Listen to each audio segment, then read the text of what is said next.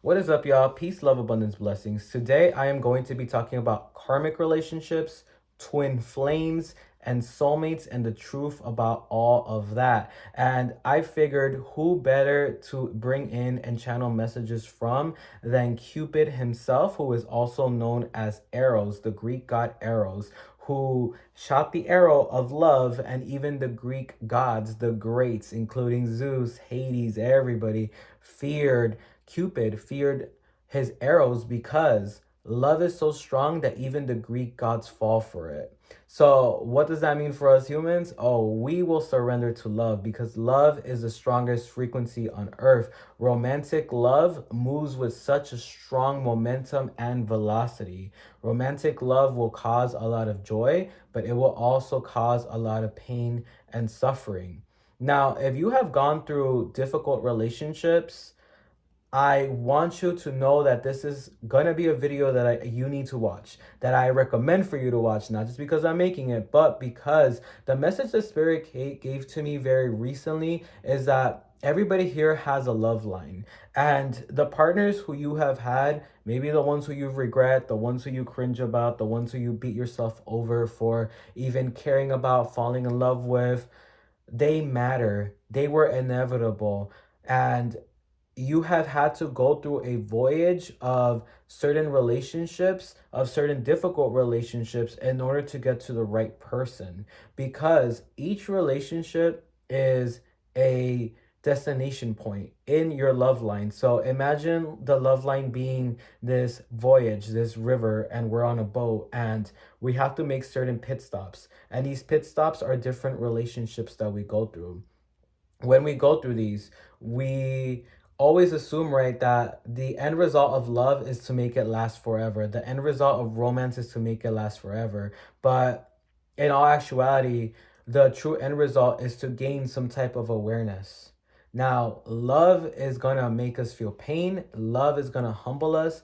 And I'm gonna say it right away. Nobody is too enlightened for love. Nobody is too smart for love. Nobody is too wise for love. Nobody is too detached for love. Love will always come in and creep up on you. That's why Cupid shoots the arrow. And once you're struck, it's go time. You just struck. And love will bring out the true humility in us. Love will bring up our insecurities, our fears, our anxieties, our doubts, our wishes for intimacy as well. And you might find yourself having such a logical, rational mind, but as soon as you fall in love, it's a completely different story. You might find yourself having standards for what you want in somebody, very external standards, right? Like, I need this person to be 6 foot. I need them to look like this. I need them to be this nationality or whatever. And you might find yourself falling in love with somebody completely different. And guess what? That's because love involves a process of surrendering. Now, we go through karmic relationships, and these are relationships that I would say are pretty difficult. These are relationships where there could be a lot of conflict, a lot of disagreements, and this can be where we highlight each other's dark sides or shadow sides or inner demons. And now our inner demons are clashing with each other. These relationships are tumultuous, they are painful, and these relationships also help us in our growth. I know that sometimes that can be really frustrating because it feels like the universe or source is out there freaking playing with us for like character development or making us go through people for character development. But when you learn to honor your path and your journey with true humility, you realize that there is a divine reason for everything, even the hardships that we go through. But in order to grow and truly find your power, you have to move through the pain, not away from the pain. You can't dismiss the pain. You have to embrace the pain. So karmic relationships will end with heartbreak, but they will also involve important lessons to integrate and incorporate. The next relationships that we have are twin flame relationships. Now, I'm going to be 100 with y'all. A twin flame relationship is intense. It's ridiculously intense. And here's the thing, you don't have to end up with your twin flame. So for any of y'all who are watching this who know that your twin flame has ran away or whatever, because they always say that in twin flame journeys, there's always somebody who chases and somebody who runs. I feel like both chase and both run, to be honest. And Here's the thing, a twin flame is a mirror of you. A twin flame shows you your good sides, the best sides of you, but it also shows you the hardest, most difficult sides of you as well. This can show you where you self-sabotage. A twin flame mirrors you, meaning that this person is a reflection of you, and it almost feels like we're two different people, but we have the same soul. Twin flame relationships are there to show us where we need to grow, to be honest. Twin flame relationships transcend time and space too, meaning that you could meet this person a week ago and things just switch up like crazy. And maybe this relationship lasts a month, maybe it lasts many years, maybe it lasts many decades. But I'm not gonna lie, just because you have a twin flame doesn't necessarily mean that you have to be with the twin flame for the rest of your life. Maybe you're supposed to learn something through that experience, and then guess what? You gotta keep going. And that doesn't mean that the next love, if you're not with your twin flame, isn't gonna be good. It just means that there is somebody out there for you who's gonna be more in harmony, more in unison for you than you might even know. All right. And here's the thing, we have more than one soulmate. I hate to say that. Sometimes our soulmates aren't even romantic. Sometimes our soulmates are teachers and friends. So when it comes to romance, there is going to be people who are going to make us cringe at ourselves. We're going to be like, oh my gosh, why did I like you? Why did I date you? Why did I even go through this in the first place? Here's the thing, you cannot prevent that. Now, trust me, because I have tried to spiritually bypass some stuff. And there are certain things that you cannot bypass, and that includes karmic relationships, that includes twin flame journeys, that includes certain soulmates that you're supposed to meet in this life. It hurts, yes, but here's the thing, love can be pain, romance can be pain, but at the end of the day, you can't regret it. It's just part of the journey, it's part of the process. Intimacy will bring out parts of us that our logical mind will never understand, and this is where we surrender to a power that is the highest power, which is love. All right, love is not easy, but in order for you to get to that last person who you're supposed to end up with, the person who's going to be the right fit in tarot, that would be the 10 of cups, the 10 of pentacles, right? That dream partner, that one last destination. You have to go through all of this. You have to go through different dating experiences to get to the right person. You have to go through different dating experiences to become the person who you're meant to be. So guess what? Love is inevitable. And if you try to petition for love, because let me tell you something, when you try to petition for the one to come, you know what's going to happen? The gates of all the people you're supposed to meet is about to open. So you might be thinking, oh, I'm about to do a spell to manifest love. I'm about to call Venus, Aphrodite, Cupid, or some type of Venusian goddess in for love. Or I'm just going to pray to the universe and call in love, or pray to God and call in love, or pray to the goddess and call in love. Guess what you're about to get? You're not about to get the one right away. You're about to get somebody who is going to help you to get to the one. You get me? Sometimes we think that we do one ritual and it just brings us to the end result. Unfortunately, I'm here to tell you that's not how it works. Now, what it does do is it opens up the gates for you to go through the different partners you're supposed to meet. So if you're praying to find the right one, then this might mean that finding the right one is dating different people and going through different dating experiences. Each person we date shows us a little bit about us, a little bit about what we want for that final everlasting love, and a little bit of what we don't want, what we want to avoid, what we want to transcend. There's certain things that we thought we would like that we don't like, or there's certain rules that we place for ourselves for, oh, this is how I'm going to be in a relationship, or this is what I want with a partner. And guess what? Once you are struck with Cupid's arrow, it's too freaking late. Things might change, and things will always change in regards to your expectations. Love is so powerful that it can shift all reason and rationality away. Love is so powerful that it can make the greatest mind fall in terms of letting their defenses fall. Love is just that freaking powerful, y'all. All right.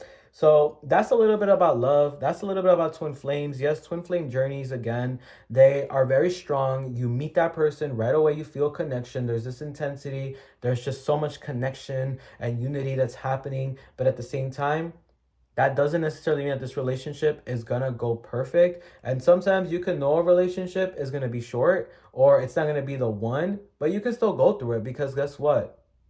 You have to go through that in order to get to the right person. So, love with honor, love with humility. Don't hate your exes. Do not hate your exes. There's really no point to hate your exes because, in all actuality, even if they did you dirty, even if they did you wrong, you could be mad at them for what they did to you. You can never speak to them again, but don't hate the experience of meeting this person and, trusting this person and being vulnerable with this person. Maybe this person wasn't the right fit all along, but guess what? That journey taught you important lessons. That journey helped you mature, develop, and grow. And you can share that wisdom onto others. So, in love, we are in the process of surrendering, the process of seeing Pandora's box within us, right? Of our vulnerability, of our deep wants, our deep wishes, our deep fears, our deep insecurities popping up all at once. And guess what? That's the whole point. That's the whole journey. That's the whole point of the navigation. Now, I'm going to pull some cards and see if Eros Cupid has anything to say. I will be doing a video on Eros and Psyche and how to work with them for petitioning for any type of love magic, glamour magic, and things of that sort. But remember, just because you're petitioning for divine love doesn't mean that that person comes tomorrow. It could mean that, your self love journey starts right away when you petition for romantic love. It can also mean that you are having to clear something up karmically, so you meet a karmic partner, or you end up having to meet a twin flame who you're not going to end up with, but you have to go through that in order to get to the right person. So, in dating and love, every opportunity is developing our soul and allowing us to know more about what we really need in love.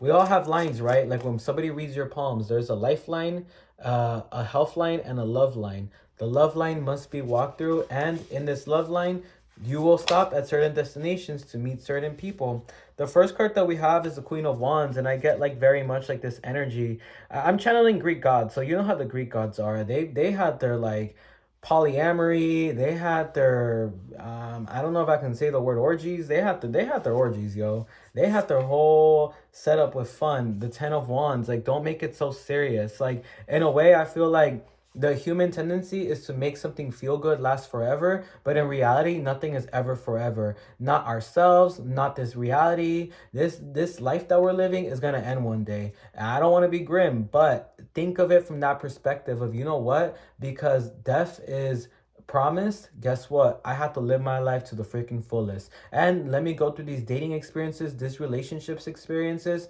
to the freaking fullest. Let me grow, let me develop, and let me go through this so that I can figure out what I need and also make great memories along the way. But don't be jaded, don't be scolded because you're just like, oh no, I didn't meet the goal to make this relationship last forever.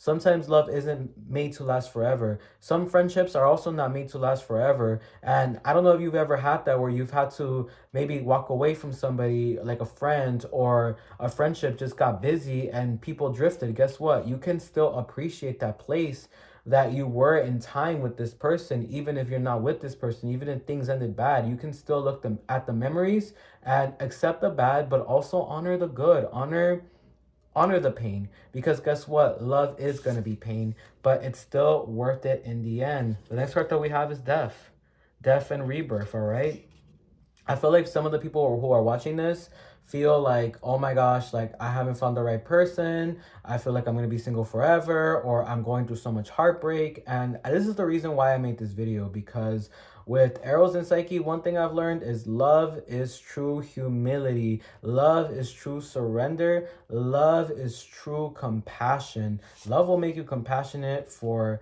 the experience of others and yourself as well. The last card that I'm going to pull up for y'all is the Queen of Cups. I get the energy of Venus and you doing the research of what your Venus in astrology says, because when you look at your Venus sign, you can see what your lifeline is going to be like, what it's going to represent, especially looking at both the sign it's in, but also the house that it's placed under, all right? Even any aspects that is happening with your Venus.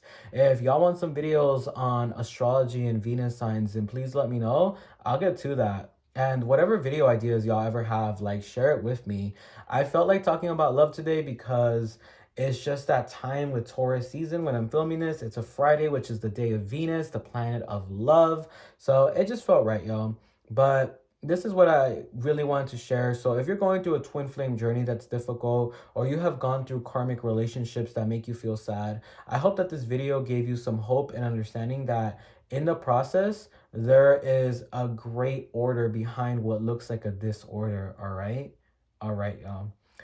Don't be hard on yourself for the heartbreaks. Don't be hard on yourself for loving somebody who may have betrayed you in the end, because guess what? All those experiences, including the pain, was necessary for your soul growth and your soul evolution. Sometimes we got to detach from having expected outcomes and expected results, and instead just understand that everything does divinely happen for a reason.